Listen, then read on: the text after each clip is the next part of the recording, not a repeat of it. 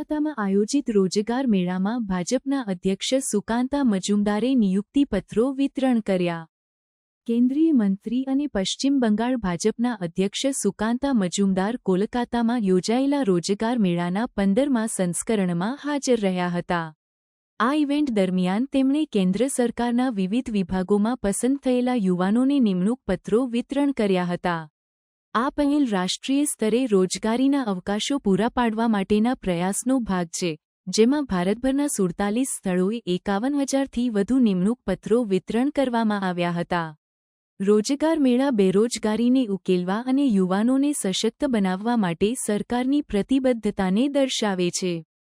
Kolkata અધ્યાયમાં railway, postal service અને health જેવા વિભાગોમાં પદો માટે પત્રો પ્રાપ્ત કરનારા ઉમેદવારોની ઉત્સાહભરી હાજરી જોવા મળી. મજુમદારે દેશના ભવિષ્યને આકાર આપવા માટે આ અવકાશોની મહત્વતા પર ભાર મૂક્યો.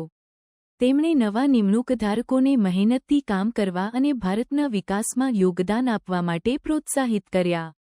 આ ઇવેન્ટે કર્મયોગી પ્રારંભ જેવી પહેલ દ્વારા કુશળ મજૂરશક્તિ બનાવવા પર સરકારના ધ્યાનને પણ ઉજાગર કર્યું. આ રોજગારી ડ્રાઇવ રોજગારી સર્જનને પ્રાથમિકતા આપવા માટે સરકારના વચનને પૂર્ણ કરવા માટેનું મહત્વપૂર્ણ પગલું છે. રોજગાર મેળાએ પ્રતિભાશાળી વ્યક્તિઓને અર્થપૂર્ણ અવકાશો સાથે જોડવામાં મદદ કરી છે, આર્થિક વૃદ્ધિ અને સ્થિરતાને પ્રોત્સાહન આપ્યું છે.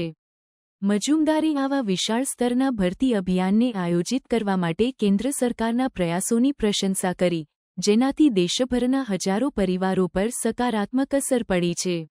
રોજગાર મેળા માત્ર નોકરીઓ પૂરી પાડતા નથી, પરંતુ યુવાનોમાં જવાબદારી અને ગૌરવની ભાવના પણ જગાવે છે. તે રાષ્ટ્ર નિર્માણ અને નાગરિકોને સશક્ત બનાવવા માટે સરકારની પ્રતિબદ્ધતાને દર્શાવતું મંચ છે. આ પહેલ બેરોજગારીને ઉકેલવા અને યુવાનોમાં આત્મનિર્ભરતાને પ્રોત્સાહન આપવા માટે તેની ભૂમિકા માટે વ્યાપક રીતે પ્રશંસિત થઈ છે.